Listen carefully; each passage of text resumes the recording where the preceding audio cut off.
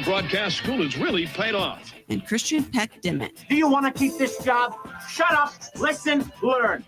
The region's only local sports talk show, discussing it all from the preps to the pros. What time is it? Game time!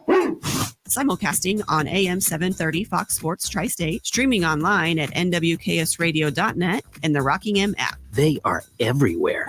The Blitz is presented by the Insurance Agency, the Farmers State Bank in Oakley, the Cowboy Corner Express, and Equity Bank of Hoxie, Quinter, and Grinnell. Stop what you're doing and listen. This was hit sharply toward short. Silva can't handle it. Goes into left field. Day will come around to score. And Kansas State gets on the board. Bishop. Nicholas drives one out toward right center field. Kidwell tracking out there is net at the wall. And that is brought back by net. What a terrific play by the KU center fielder. One down. 3 hits, and there's a ground ball fair inside the third baseline. Rogers will drive home 2 as Blackman and Doyle score, and it is 9-5 Rockies. 3-0 pitch is low ball 4, and the A's win it with a bases loaded walk. Brown comes up with a steal, bad pass from Siakam. Here's Brown, goes up, foul from behind, counted at 1. Not a smart play from Siakam. Brown knocks it down. He's got 40. Hey, happy Friday morning, everybody. We're back on the Morning Blitz on 102.5 U-Rock, AM 730 Fox Sports Tri-State, online, nwksradio.net, available anywhere on the Rockingham app, and, of course, live streaming as well on YouTube, Facebook, and Twitter. Glad you're with us on a beautiful Friday. Sunshine out there today. And 46 degrees to kick off the day. Thank you, Jared, on our text line, 785-899-2222. He's exactly right. That if you didn't pick up anything from yesterday's World of Sports, you got to pick up how the Colorado Rockies lost yesterday. To me, that's the lead-in story this morning. You know what? The Rockies have absolutely – I mean, I don't even know if you're a Colorado Rocky fan, how you have stifled your vomit through these first 50 games of the season. I don't know how you've done it. Yesterday was just an absolute turd show for Colorado Rockies. I mean, that was awful. Absolutely awful.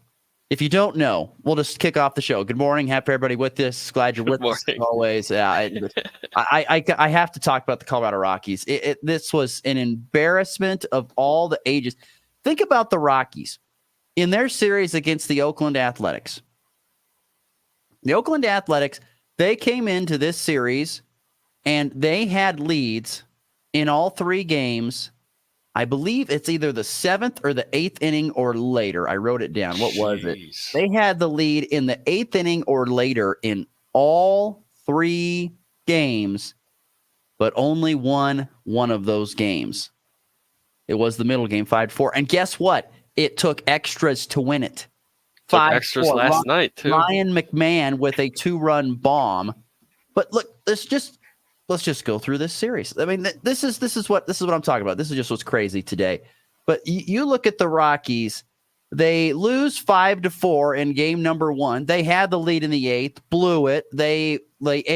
Athletics walk it off. Oh, there's just a stat coming across the TV. Athletics are the first team since 1991 Pirates to overcome multiple 4-run deficits after the 7th inning. That's the entire season, by the way. But nonetheless, game 1, they were up. They lose 5-4 to the Colorado Rockies. Game 2, they're up. I think 3-2, or what were they up? I think it was 1-0. I think is what the score was. They end up winning 4-3 in 12 innings. And then yesterday was the absolute cream of the crop of just horrific ball games. They were in a great spot to win the game. They're up 9-5 at one point in time. 9-5. They're up 9 in to extras. 5. In extras, they are up 9-5 in the top of the 11th. They lose 10-9 in the bottom of the 11th. Stats of the day. Found more great stats of the day. Got some more. It's after with the Rockies. So Colorado's 5.10 bullpen ERA is the worst in the National League, while its 1.65 WHIP, which is walks, hits, and innings pitched, and an opponent batting average of 284 are the worst in the majors.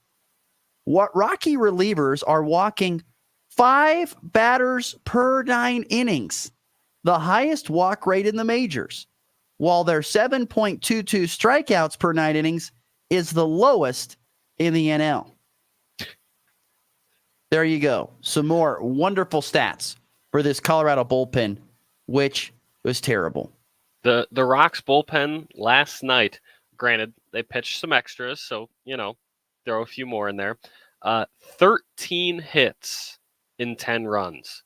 Not in the game, just their relievers, just the bullpen threw and gave up 13 hits in 10 runs. That is ridiculously brutal. And to cap it all off with the bases loaded in the bottom of the 11th inning in the game tied, a walk to lose it. Just brutal. Yeah, Jared, he's all over the text line. Losers of the day, the Rockies losing, bases loaded walk. It sucks to be a Rockies fan. Damn Montfords, which are the owners of the team, for those who don't know. Pooped the bed. It's not easy. It hurts. Montford needs to sell the team. It's not good. It's tough. It's a bad. I mean, look, you can have a bad year. I get it. Look, you're going to have bad seasons. But I'm telling you, it hurts even worse when you have leads like you did. Like, think about it. You're in the top of the 10th or the 11th, excuse me. You're up 4 runs. That should be a W, and you lose. That's horrifically horrible. That's what makes it hurt especially bad, is because as of late, Colorado's bats haven't been all that bad, especially last night. Obviously, they got 4 runs in the top of the 11th. But in total, 9 runs on 11 hits. I mean, you should win every game you do that. Not the case last night, and not the case many times, it seems, with the pitching that is the Colorado Rockies. Well, their pitching, even their starting pitching, if you want to compare it, has not been great. Although Austin Gomber was fantastic in that extra innings win. That late Wednesday night, he was great, had a career or a season high 8 innings worked. Peter Lambert, I thought was pretty decent yesterday. Sorry, not Peter Lambert. Who was I thinking about here? Ryan Feltner, excuse me. He was pretty decent. Yeah, 4 hits, 6 innings. But in 6 Ks, I mean, he was decent. I mean, the starting pitching actually hasn't been as bad as I guess I thought it would. It's a little bit better than I thought it was going to be. Not a lot, but been better lately. The bullpen, just brutal. Just absolutely brutal. I feel bad for Rockies fans. So, and they're my favorite team is in their division, but I feel bad for them. I mean, a game like I remember, I'm not going to, Christian, I saw the score. Like I was scrolling and I saw, the Rockies are up 9-5. They're going to win. And I laughed because it's in the 11th. It took extra innings again to beat the Athletics. Oh no. And then I saw the score. I didn't even look at it. A couple hours later, I came back and I saw the score. I was like, you have got to be kidding me. And I had to read what happened. I mean, just awful. So to blow a 5-run, to blow a 4-run lead, and then on top of that, to have the winning run come in on a bases loaded walk, awful. Just once again, listen to Jack Corrigan with this final call. 3-0 pitch is low ball 4, and the A's win it with a bases loaded walk. I mean, that is a downtrodden man. I cut that up shorter, but he went on to talk about it's been a bad series for the bullpen. Yes, it has been. Really? Thank you, Jack. It has been a bad one. So anyway, Rockies lose yesterday 10-9 in 11 innings when they led 9-5 going into the bottom of the 11th and give up 5 runs in the bottom of the 11th to lose. That is awful. Very, very bad. And it'd be one thing if it was an isolated incident, but you just have to feel bad for Rockies fans, period. And I've asked this question before. You sort of phrased it a little bit differently this morning. Are Rockies fans still hanging on? Are you still watching games at this point? Was that like 7 or 8 game win streak in there enough to like keep you coming back? Probably. I mean, it probably did for a little bit, but remember they were swept by the Giants. Oh, I know. I mean, that road trip was a 1-5er. Jared says no. So, I mean, I don't. I'm guessing most Rockies fans are tracking the games. They might get an update on their phone saying, "Hey, Rockies lost, Rockies won." That's about it. That's what I'm imagining is going on. They're not tuning in to watch this team. And the Rockies are in a spot where once again you think about it, they're kind of the only Major League Baseball team. But you take Kansas City and East, and you got a lot of baseball teams. There's St. Louis, there's a lot. And then you go from kind of Arizona west, there's a lot of baseball teams. Colorado's just, if you ever look at a map of what is Major League Baseball and where their franchises are, Colorado's kind of in the middle of it, nowhere by itself. It kind of is. And so people flock from all over, Wyoming, Colorado, maybe some from Utah, Kansas. They flock to Denver to watch whatever team they care about that now comes to Colorado. That's why when you watch these games, you'll tune in and watch like when the Cubs are there, and that's a bad example, but it doesn't matter. You hear the other team's fans more than you hear the Rockies at times. And that's exactly how Montford and the Rockies continue to just say, well, who cares if we're going to invest in the team? We're making money because people are coming in to watch other teams. We don't care where the money comes from. We just need the money. They just need a little bit of money thrown at their own team just to keep people enticed, but they don't really care. Dan Lucero is he's talked about this many times before because he grew up a Rockies fan, still is a Rockies fan. And this is a prime example of it. I mean, just they don't care as long as money's coming through the door. And guess what? Because they have a beautiful ballpark in a fun area of town, and the team is semi-competitive some years. That keeps people interested, and the fact that you can bring in a bunch of other teams' fans to pay ticket prices and go there, that helps them as well. Jared on the text line is wholeheartedly agreeing with you, but that's what I was going to say as well, is all anyone ever talks about is how gorgeous the stadium is, and go to a night game, watch the sunset. Oh, it's beautiful. Absolutely gorgeous. And that's all anyone cares. I mean, baseball's about the experience anyway. You can get technically a better, watch of the game at home with the strike zone and everything. But hey, you go and watch this gorgeous thing, and they're just content to keep their team terrible because that's all they need. It is. It's an amazing experience the whole time there, and the tickets are cheap because they're bad. Like I know $50 tickets behind home plate. Done that before. Been there. Bill texts in, and he talked about how have you ever gone to a Rockies game when the Dodgers are in town? 90% Dodger fans. He's exactly right. There's more Dodger blue. It's a home game for the Dodgers. It's a home game for the Cubs. It's a home game for the Yankees. Whenever they come to town, there's more fans than there are for Rockies fans. Just the way it is. Now, there are other ballparks in the United States. I want to say that is like that. Arizona would be one of them, my favorite team. I know that happens a lot. But, I mean, it's a sad deal. It's a sad deal. And I feel bad for Rockies fans. I really do. I'm sorry, people. This is good. This season hurts. 16-33, and guess what? You come home this weekend, and there's going to be a crowd that's more pro Phillies than anything, and the Phillies are going to probably wallop you more than likely. But you get to watch the Phillies, so that's the point. You get to watch. I mean, you're a terrible team, but all these good teams get. I mean, it's kind of like being an Indiana Hoosier football fan. You get to watch Michigan come and Penn State come and all these other teams come. But you're going to get your butt kicked, but you're just there to watch these teams. Oh, anyway, bad day for the Rockies. Feel bad for them. What else do we want to get going here on this Friday? By the way, Eric Sorensen's going to join the show here in about 10 minutes. We'll be talking to him about from D1 Baseball, talking about college baseball, K-State baseball. Their postseason is, I should say their postseason, their Big 12 tournament run is over. They will now await their fate in the NCAA selection show. So we'll get some thoughts on that from Eric Sorensen of D1 Baseball and some other thoughts as we get set to wrap up the weekend of tournament baseball and college baseball and look ahead to the selection show on Monday. But what else is on your mind here on this Friday, Christian? It's a fun Friday. It's an open door. The text line is white hot. People are chiming in all over with Rockies thoughts. So anyway, what's on your mind? You wish there was more positive on the text line. On my mind is we do have some state tournament sports going on in high school, and it's sort of the last hurrah here of state sports. It's not a long list, but state baseball and softball got going yesterday, and state track begins today, so a chance to see some of our local athletes. And if you do want, outside of this show, more clips of us, if you couldn't get enough of us talking, the social medias, we have been hitting the socials hard, and we even made a TikTok, and Ross got his first hate comment yesterday.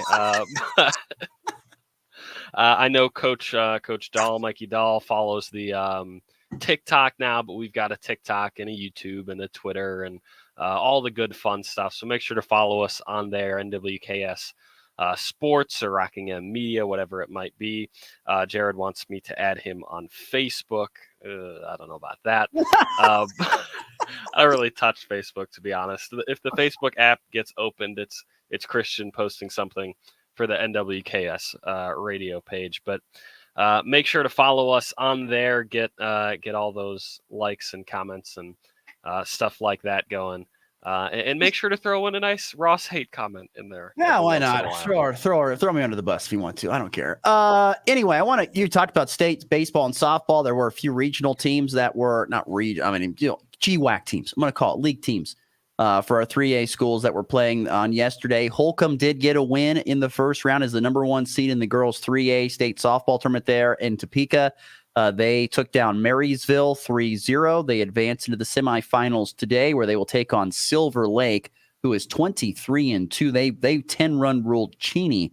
That should be a dandy of a softball game between Silver Lake and Holcomb. That is at 11 a.m. Central Time is when there will be first pitch. If Holcomb wins, they'll play for the national championship for the state championship in 3A.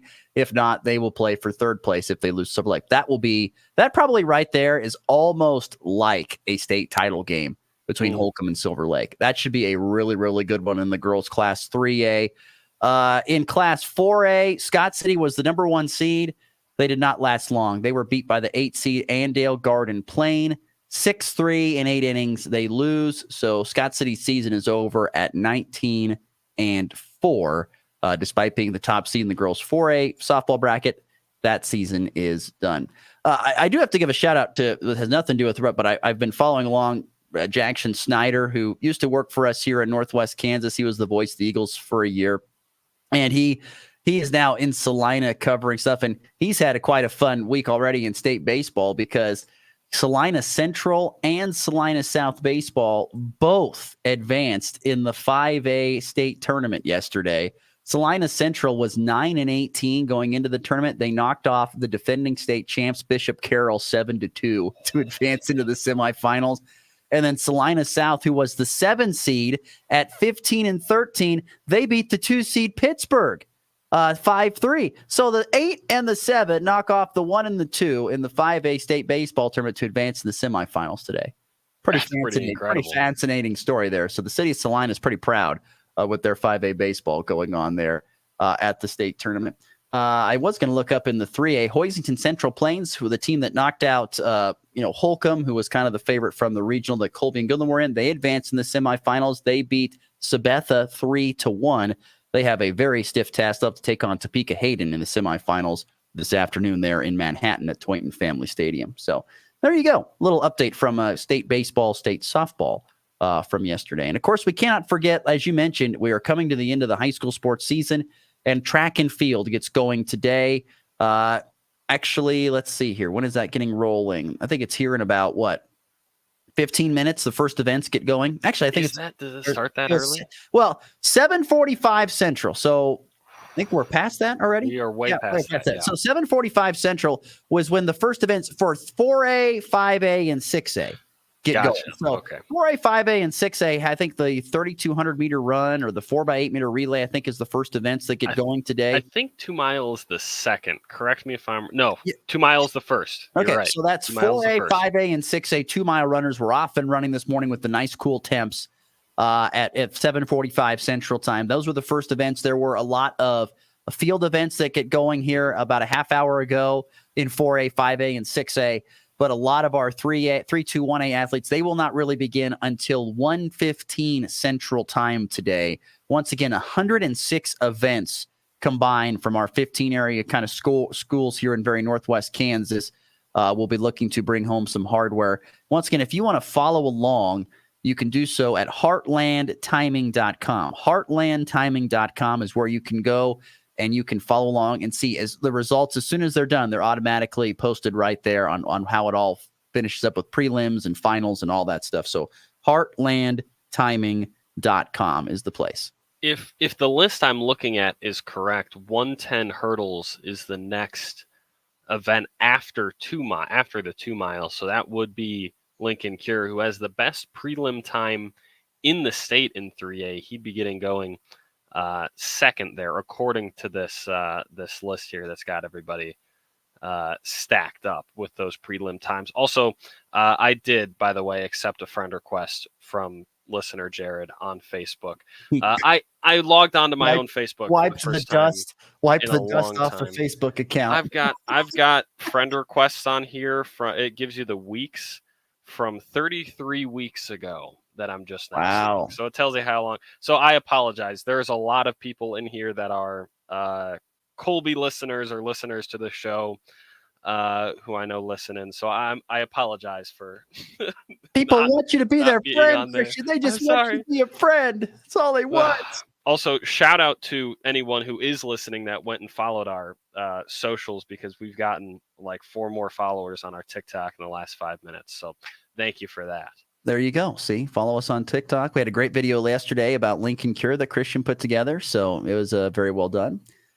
Even though some people didn't like it, but that's okay. I don't care. Didn't like it, but it's got about 7,000 views. I didn't think it was that bad. I thought it was pretty good, personally. I think they didn't like you. They called you a nerd, I think. Was that right? Nerd. That's fine. I think honestly, of the two of us, I'm pretty sure Christian is the bigger nerd. Oh, 100%. 100%. Because you were this is talking about you, because you were a nerd even in a small Nebraska school. So that's our comment on that's fine. I mean, I definitely did a lot of different things in a small Nebraska school. I definitely was involved in a lot of stuff. I don't know if that makes me a nerd, but whatever. A theater kid, correct? I did. I was in the one-act play. I was in whatever. I don't know. People call it forensics or speech is what we called it, but forensics. I was in that. I did. I played all the sports. In a small school, you got to be involved if you're going to have these programs. Just the way it is. It's true. It's just the way it is. I will take that burden, though. I'm definitely. You are the nerd of this pair. You are no doubt the nerd. Sure. This is a guy who talks about Planet of the Apes all the time. So I think he's never seen. Ross has never seen any of the Lord of the Rings. Care less. Nope. He's never seen any of the Lord of the Rings movies. Nor read any of the books. You've never seen Lord of the Rings. Oh my gosh. Nope. Or read any of the books, which is the greatest literature since the 19th century. Also, not a single one of the Planet of the Apes movies, none of the original slew back in the 60s and 70s, including, of course, the original 68.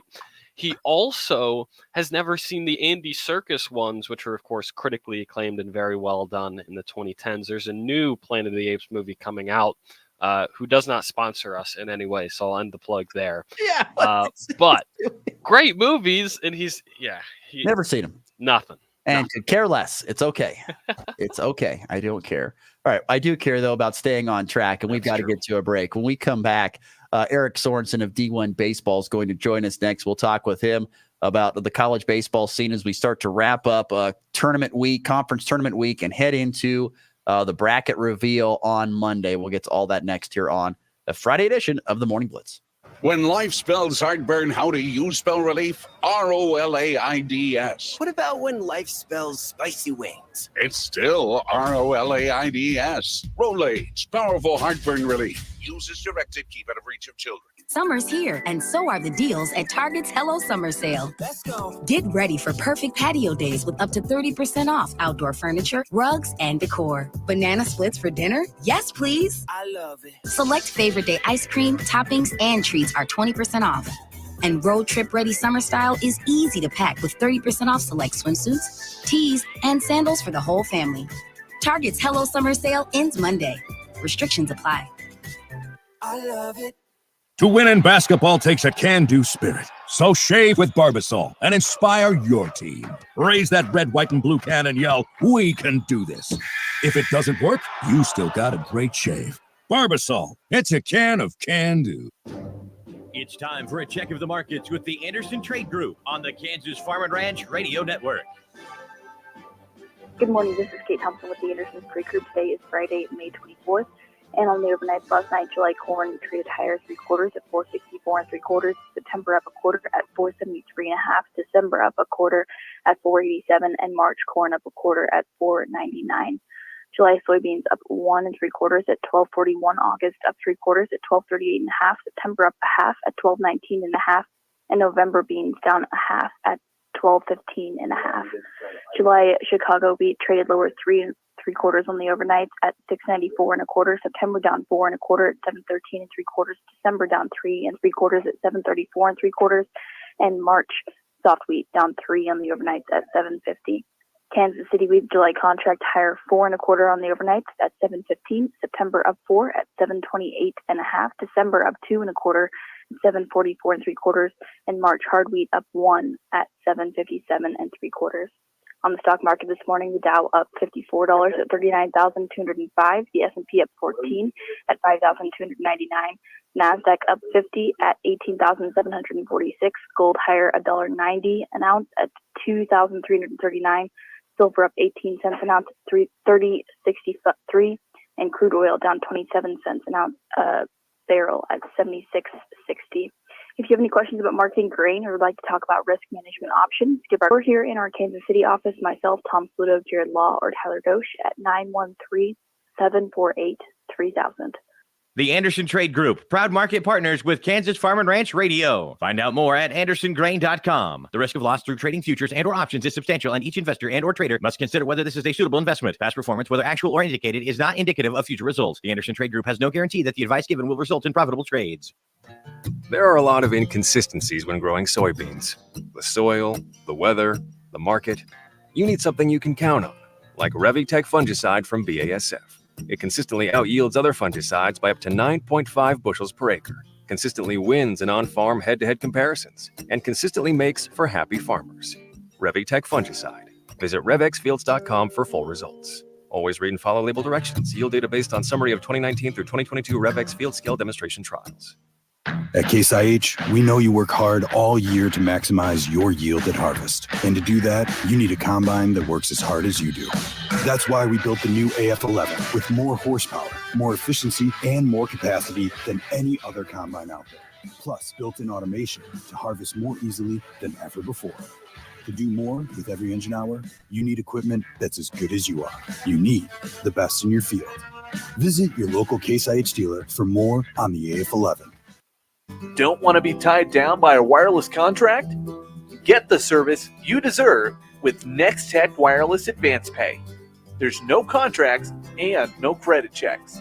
Plus, you can get unlimited talk and text with 22 gigabytes of high-speed data for only $25 a month. Make the switch now and get a device on us. NextTech Wireless. Home on the range. Want to be part of the Morning Blitz? Don't fight it. Tell me how you really feel. Send your thoughts to our text line at 785-899-2222.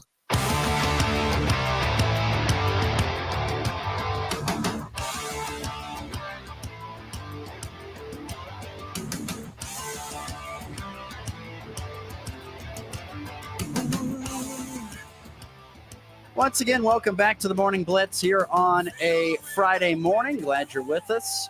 It's been a typical Friday show. We really haven't talked a lot of sports. We've made fun of Ross's nerdiness, apparently, or both of our nerdinesses, I guess. I will claim that title with great pride. He is a proud nerd, Christian Peck-Dimit. That should be on the intro. He's a proud nerd. That's Christian Peck-Dimit.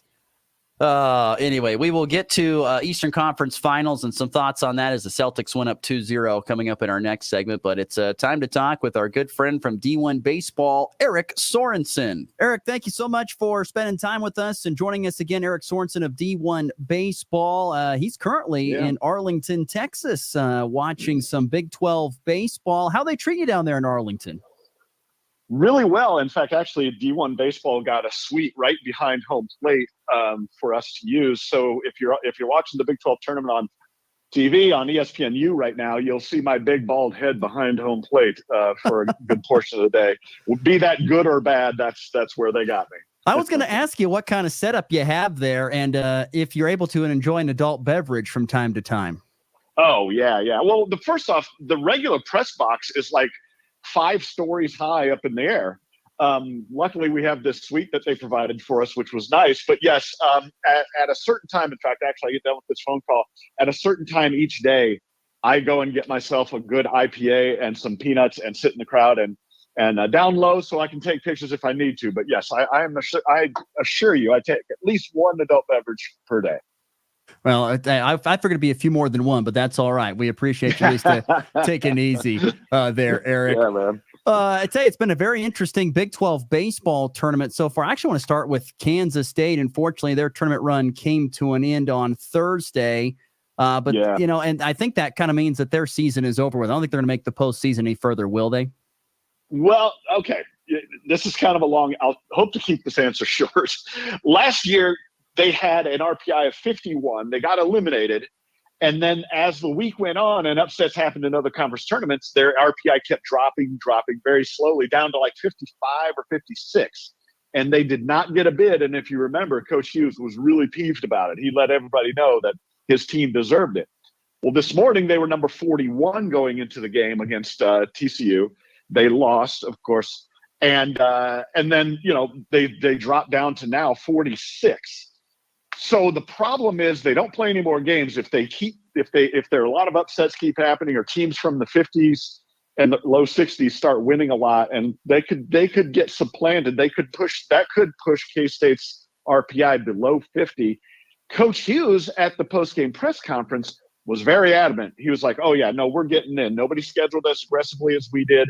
We played good in the third best conference in the country. We got 15 wins. We're in." He was like very adamant about it. So if they don't get in, by God, the wrath of Coach Hughes on the rest of the NCAA, because that's gonna really set him off because he thinks they're in. And I thought they were in going into this.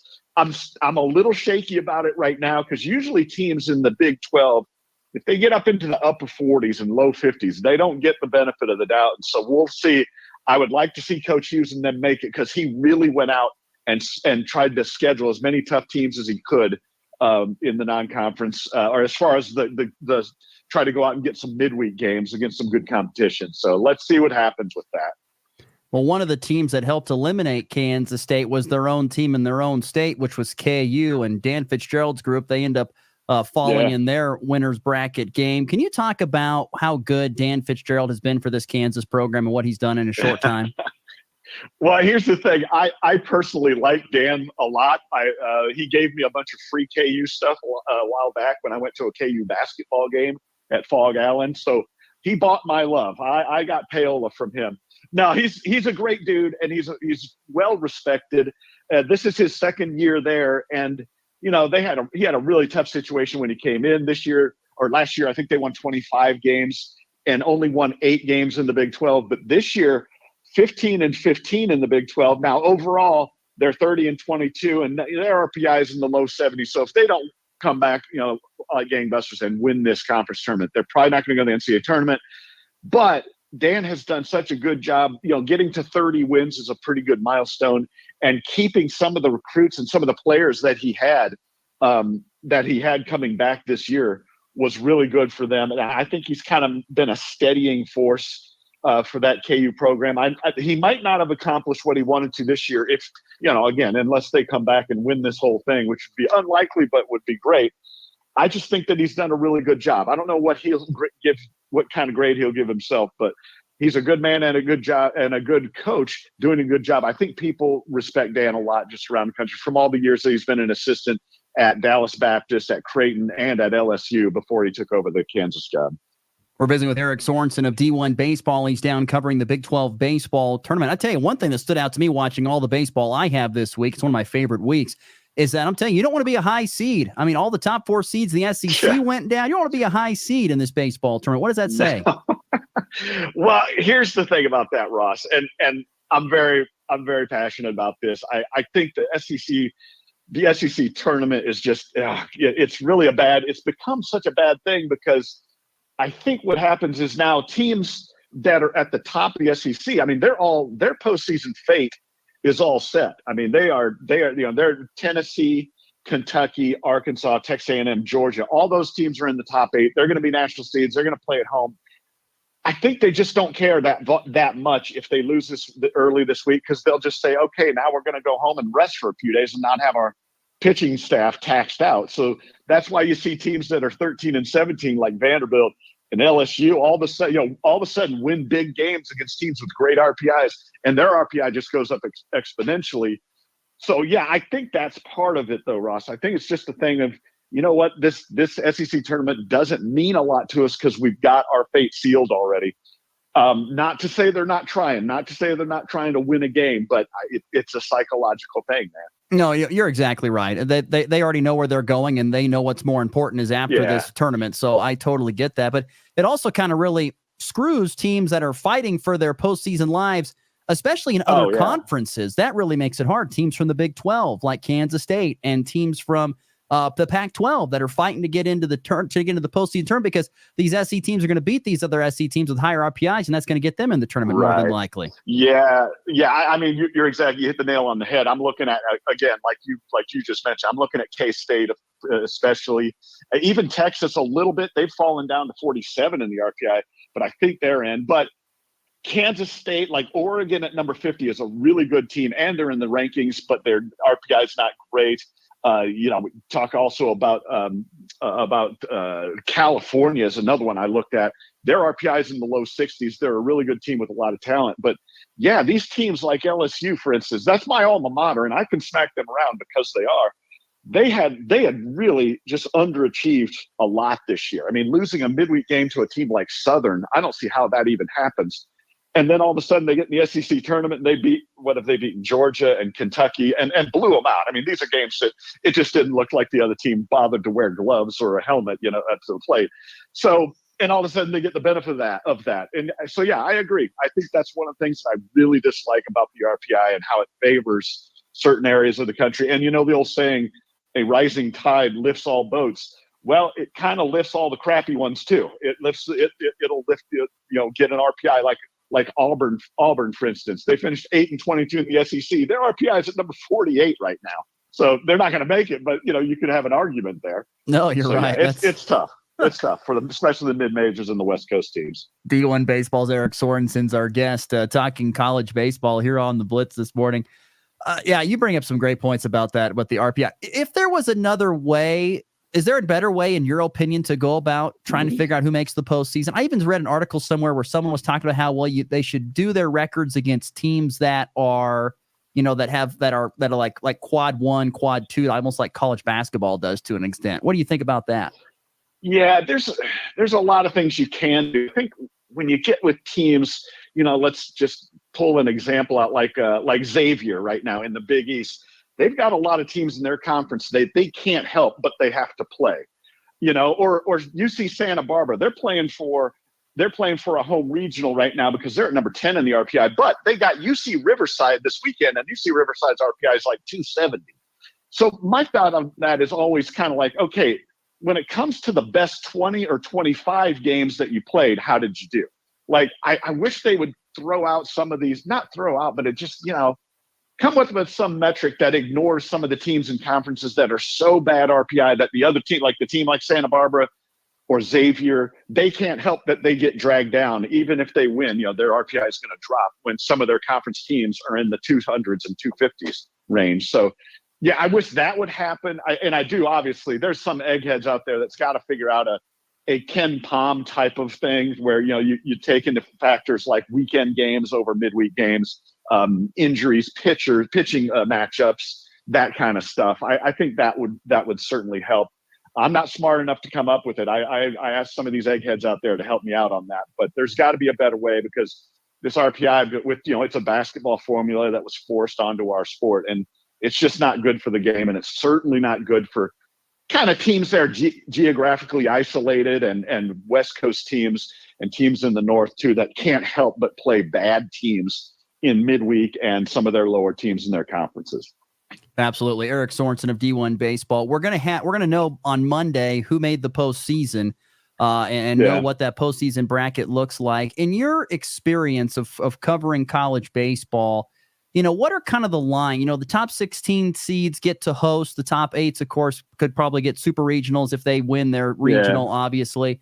But how do they go about deciding the 2, the 3s, and the 4s, and how they all fall in? Is it based on the RPI, or how does that all work out in your opinion? Yeah, I think the committee is a little bit lazy sometimes, and there are some years where it looks obvious. They just relied on the RPI and not on, even human rankings. I think can help a little bit, because, like I said earlier, a team like Oregon, they're in the top 25, but their RPI is 50. So it's kind of, I wish it'd be a little bit more of a mix, but oftentimes in the last 10, 15 years, it just seems like too often the committee kind of leans on the RPI too much. Like I remember seeing, I don't remember if it was a year ago or 2 years ago, the top 16 of the RPI exactly got the bids, or not the bids, but the number one seedings. And I just thought that was tragic. This RPI is not a good formula. And I think they know that it is, because they made comments of it during John Cohen, the chairman of the NCAA selection committee. He made comment about that, like, maybe we need to start thinking about another way of doing things. So I think they know it's a bad formula. So I'd like to think that this year they're going to look more at the human rankings, maybe leaning a little bit more on the human rankings this time instead of just the RPI, because I don't think the RPI tells you everything, What are you going to be looking for here over the final couple days of tournament play, and then as we get set for the bracket to be released on Monday? No, yeah. I mean, there's obviously some of the teams I've mentioned already. I mean, certainly that Santa Barbara team, which I'm really high on because they have one of the best pitching staffs in the country. If they happen to lose one game against UC Riverside, it's just going to plummet their score.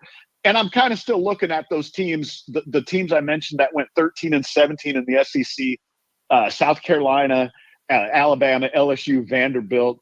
There's one more I'm forgetting, maybe Ole Miss. Florida. Florida's the other one, and Florida's just barely over 500 and it has a 28 RPI.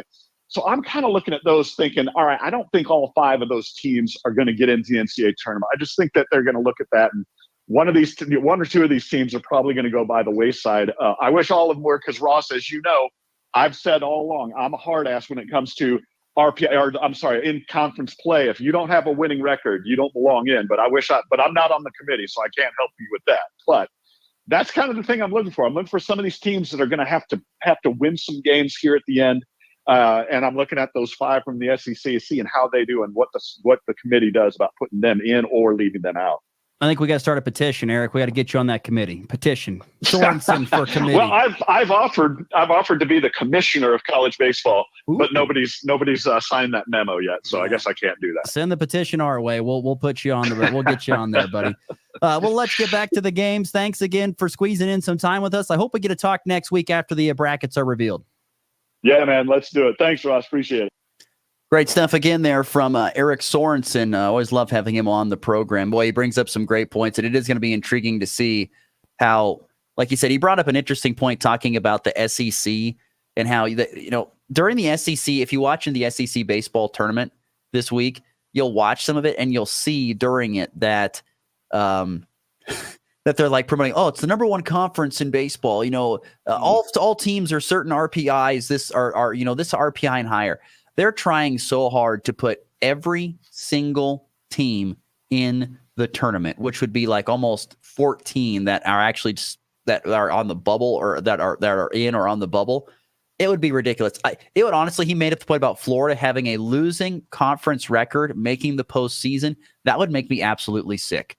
If you can't win some of your games in the regular season, why do you get to be in the postseason just because you play in a very difficult conference? Does not make that. So I'm very fascinated for Monday. For teams like Kansas State, I want to see if they make the cut, because he's right. If they don't make it, Coach Hughes is going to blow a gasket. He's going to be very, very mad if Kansas State does not make it for the second consecutive year when they probably should have. So for those reasons, and exactly, I'm very intrigued for Monday. Let's get to our final break. We'll come back. We'll wrap the show with some thoughts on the Eastern Conference blowout win for the Celtics to go up 2-0. That's next year on the Morning Blitz. Midwest Energy's HouseSmart program is the easy way to make improvements to your home, like new heating and AC, insulation, and air sealing. With HouseSmart, a certified auditor does a top-to-bottom review of your home, suggesting improvements. You pick an approved contractor to make upgrades, and we pay up to 100% of the costs. Payback is made through savings on your energy bill. Learn more at mwenergy.com. Midwest Energy, a customer-owned cooperative making energy work for you. Your livelihood is important to you. You work hard to succeed in your farming operation, crop, livestock, home, vehicles, and special needs. We have you covered. Discounts are available for new business, remodeling, hail-resistive roofing, multi-policy, and many more. Optional coverage endorsements as well for machinery ingestion and equipment breakdown. Umbrella coverage for additional coverage on your home, farm, and auto. See the girls at the insurance agency at 1020 Main in Goodland or call 785-899-5011. You're going to save a bundle on meat bundles from the Black Eyed Beef Company in Goodland. 3 different specials as low as $40, like on their bacon and ground sausage package. Choose from lean hamburger, or they have that Bronson hamburger patty package. You're going to find the Black Eyed Beef Company on Facebook with specials, delivery information, a full menu, and great recipes. From the farm to your grill, it's the Black Eyed Beef Company at 1516 Main Street, downtown Goodland. Hey, remember they carry Gove County grown lettuce from 4B Farms. Attention movie lovers. Join us for a special weekend drive-in fundraiser for the historic Ludell Schoolhouse. Saturday, June 8th, we're showing the classic movie, The Goonies. All proceeds from entry and concessions will go toward much-needed improvements for the Ludell Schoolhouse. It's just $20 per car if you buy now, or $25 the night of the movie. Get your tickets today at nwksradio.net or text TICKETS to 785-460-0790. Don't miss out on this fun-filled night under the stars and help us preserve a piece of local history. Back to the Morning Blitz with Ross Volkmer.